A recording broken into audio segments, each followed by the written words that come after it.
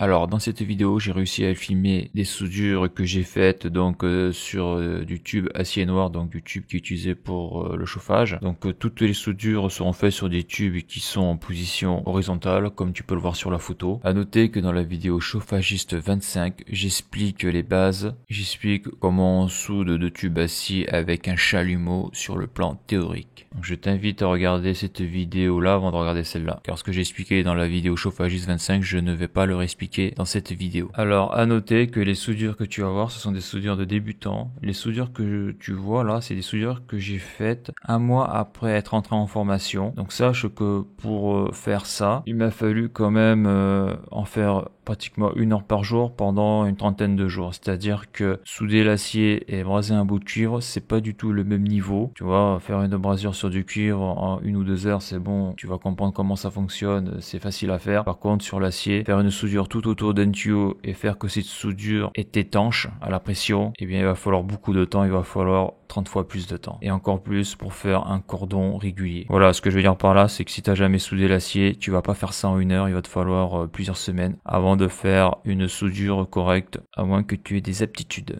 Parce que tu vas vite le voir, la grosse difficulté, c'est il faut contrôler son bas de fusion. Donc pour contrôler son bas de fusion, il faut contrôler sa chauffe. Donc il faut savoir bien régler le chalumeau. Après, il faut contrôler l'avancée du bain de fusion et aussi bien maîtriser la technique pour mettre du métal d'apport. Donc ça fait beaucoup de choses à maîtriser. Il faut faire tout ça en temps réel. Et quand tu es débutant, tu pars très vite en vrille. Parce qu'en plus, quand tu es débutant, tu as tendance à faire exploser le bain de fusion. Donc ça aussi, c'est une difficulté qui se rajoute, qu'il n'y a pas quand tu fais de la brasure. Et je vais rajouter que j'ai filmé 5 de mes soudures. Avertissement, dans ces vidéos, il peut y avoir des erreurs et des inexactitudes dans les sujets abordés. Gardez toujours ça en tête. Tu peux apporter des compléments d'information dans l'espace commentaire sous la vidéo. Alors avant de voir les soudures, je vais expliquer 2-3 choses. Donc là, sur la vidéo, tu peux voir que les 2 tubes sont tenus par un positionneur de tube.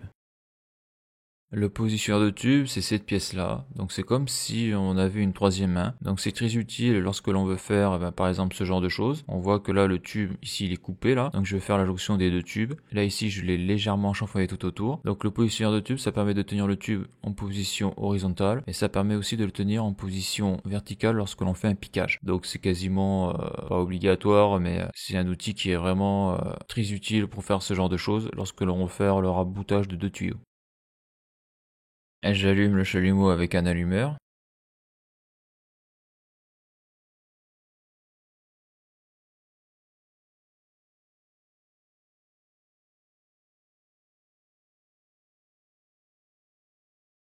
Donc là, ce que je vais montrer là, c'est que la position n'est pas bonne, hein.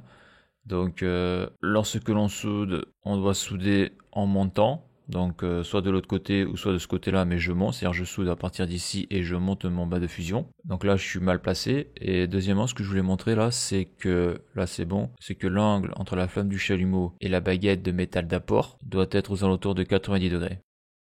Donc si je devais souder comme ça, c'est pas bon. Par contre là, ce que je suis en train de faire, je suis en train de pointer la pièce. C'est-à-dire que je vais faire 2 points pour que la pièce tienne toute seule, pour que je puisse enlever le positionneur de tube.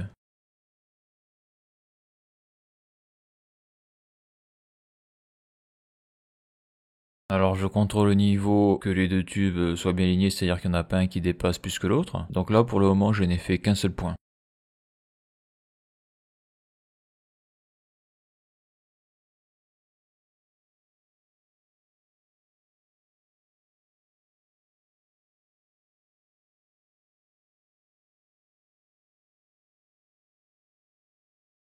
Et donc je vais faire la soudure, sauf que je n'ai fait qu'un seul point et on va voir que c'est pas bon. Je vais montrer une erreur que l'on fait souvent lorsque l'on est débutant. Il y a un paramètre qu'on ne prend pas en compte et on le voit très vite.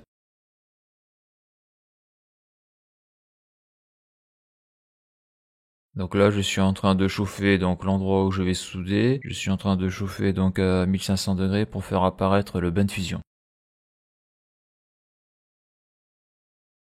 Donc on voit bien que je maintiens mon angle entre la flamme du chalumeau et la baguette de métal d'apport à 90 degrés.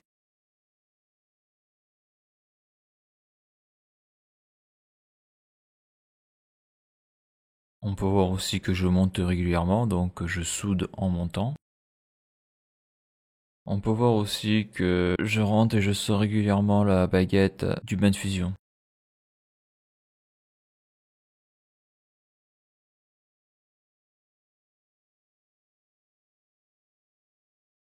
Donc là, l'erreur de débutant va arriver. Donc tu vois, ce tube il est pas bien gros. Ça c'est du 15-21 ou du 20-27, je m'en souviens plus. Donc tu vois là, je fais une soudure montante. Donc là tu vois que le tuyau il commence à être rouge de partout, il commence à être très chaud. D'accord? Et donc tu vois que ici là, il y a une barre droite de tuyau avec une légère remontée. Ça veut dire qu'ici là t'as du poids là. T'as du poids. Et avec l'effet de levier, vu que tout le tube là va être rouge vif à cause de la soudure, eh bien par le poids de cette partie là du tuyau, le tube là va se plier là, comme ça là, ça va se casser la gueule. Donc ça c'est une erreur de débutant. Donc là ce qu'il aurait fallu faire c'est soit mettre un porte-tube, ça existe, tu mets un porte-tube là ici dessous pour éviter que le poids plie le tube au niveau de la soudure. Par exemple c'est une solution. Donc là tu vas voir que si tu fais pas ça, la soudure va être un gros fail. Donc ça il faut pas le faire. Ou alors ce que j'aurais dû faire c'est faire un quart de tuyau, attendre que ça refroidisse un petit peu, refaire un quart de tuyau mais de l'autre côté, attendre que ça refroidisse un petit peu, voilà. Parce que quand on a un petit tuyau comme ça, si on veut faire la soudure d'un coup, là,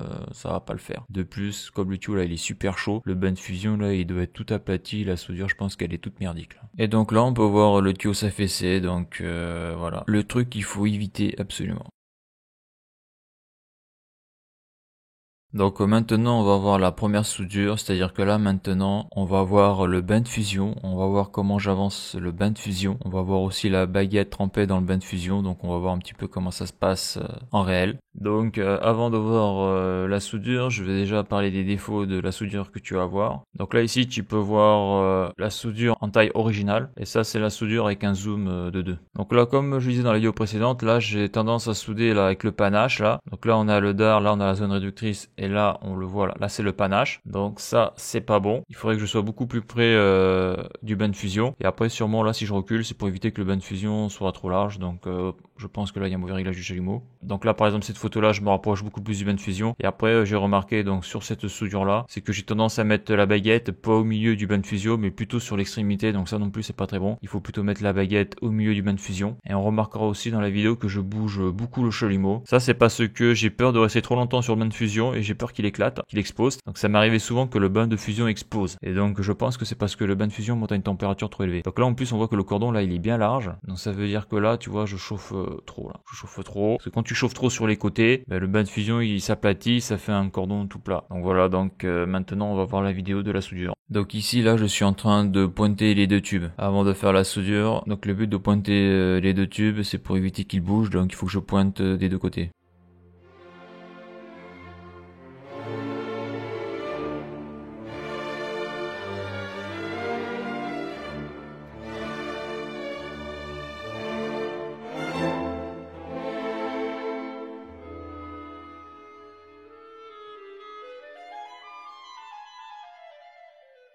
Donc là je viens de finir un pointage, donc là on peut voir quand même que mon pointage il est bien gros. En principe le pointage c'est plus fin que ça. Donc là je fais le deuxième pointage.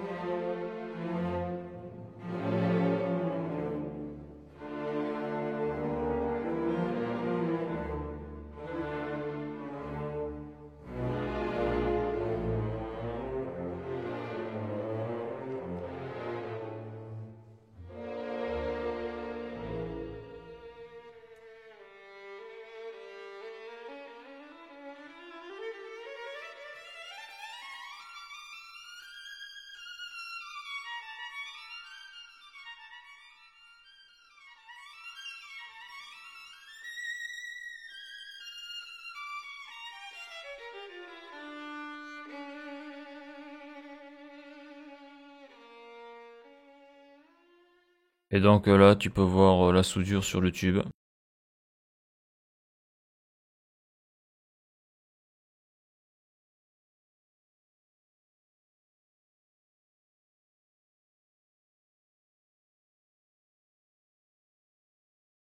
Donc on voit que la soudure elle est pas trop régulière. Donc il y a un truc qu'il faut savoir pour savoir si ta soudure est bonne ou pas. Il faut vraiment que le cordon, en tout cas quand tu vois les streams du cordon, soit fusionné avec le tube. Là on voit que ici là ça manque de fusion. Alors qu'ici là on voit que c'est bien fusionné là. Donc je dis ça parce que souvent avec les soudures acier, ce qui est traître, c'est qu'on croit que la soudure est bonne parce qu'il y a un cordon. Mais dès qu'on va mettre le tube sous pression, on va se rendre compte que le cordon n'est pas étanche et que l'eau va passer à travers le cordon. Donc c'est hyper important de bien fusionner le cordon avec le tube acier. Donc là, ça manque de fusion. Donc là, ça, c'est pas bon, ça. Donc en plus, là, c'est pas très joli. À noter qu'ici, là, tu vois que la soudure est plate. Donc ça, c'est une soudure qui est fuyarde, c'est pratiquement sûr. C'est-à-dire que si je mets en pression, je suis sûr que l'eau va passer à travers le cordon de soudure. Alors pourquoi le cordon est plat? Le problème avec le bain de fusion, c'est que quand la zone réductrice est trop grande, quand la buse est pas adaptée, quand tu chauffes trop le tuyau, donc toute cette partie-là va être très chaude, et le bain de fusion, il va s'étaler. Il va s'étaler, donc il sera plat. Il sera plat et donc ça fera ça. Parce que pour faire un cordon comme ça, il faut que le bain de fusion, il ressemble à une goutte, une grosse goutte de liquide. Donc après la soudure, on l'a refroidi à l'eau. Et après, moi j'y passe un petit coup de brosse pour la nettoyer. Donc là, on voit que c'est bien régulier ici, mais là après, je perds la régularité. Donc c'est ça qui est dur avec la soudure acier, c'est que faire un cordon bien régulier, c'est pas évident quoi.